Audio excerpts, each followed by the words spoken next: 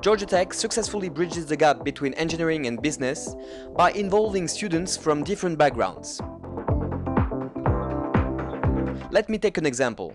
Last year, Luis and Taylor, two former MBA students majoring in respectively business and biomedical, competed at a major business plan competition at Georgia Tech. What we did during that class was build business plans, and I had grouped with four other students, one French, an Indian, and two other Americans, and we competed within the class to do a business plan competition at the end of the semester, which we won within the class, and this led us to work more with a teacher, which is himself. He's a big entrepreneur in the medical field because he's a surgeon and a businessman. We worked another semester on this one. It was outside of the classes. The five of us would group up weekly and really did the market research.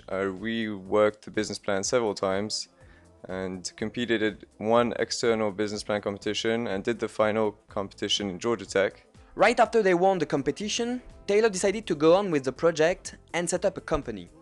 In the process of getting the MBA degree, I started working on the project that is now MD Innovate, the company.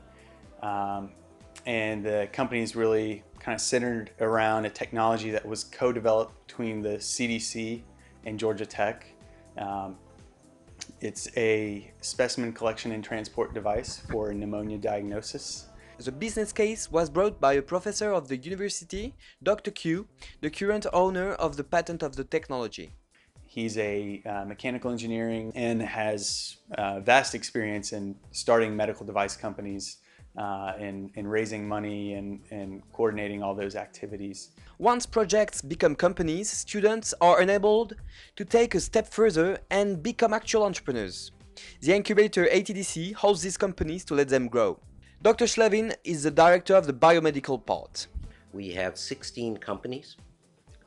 Those companies are all bioscience oriented. They consist largely of medical device and therapeutic companies and two biofuel related companies. I think ATDC has a very unique model in doing that. So it's the first part of that model is staffing, in terms of staffed by experts from the industry who have active collaborations and networks and partnerships with other industry colleagues today. We also have contacts with the investment community, so we help them with finding funding. And importantly, we provide space, laboratory space in the case of most of the bioscience companies, and an environment around that space where they can interact with other people who also are starting emerging companies.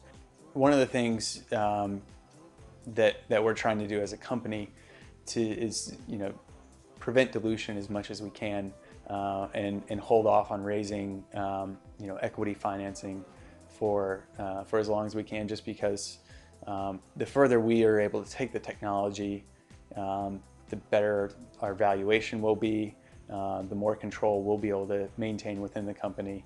Companies that come through ATDC and through the incubation and the supporting educational and sharing processes have a higher success rate and are more likely to attract investor interest and then subsequently be successful than companies that haven't had that kind of environment which to nurture. So good luck to Taylor with his achievements, and please contact us if you have any further questions about Taylor's company.